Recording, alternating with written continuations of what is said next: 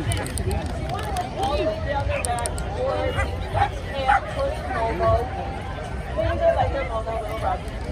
And then around the hind legs. I'm done. Massage the distance of the tail. And then get to their tail and their hind legs. And then when you are down the tail and the hind legs, then Look at him. their belly. So under their belly, you're going to feel them relax. You're going to kind of run your hands all the way up toward maybe their front legs or paws, around their chest, right to their heart.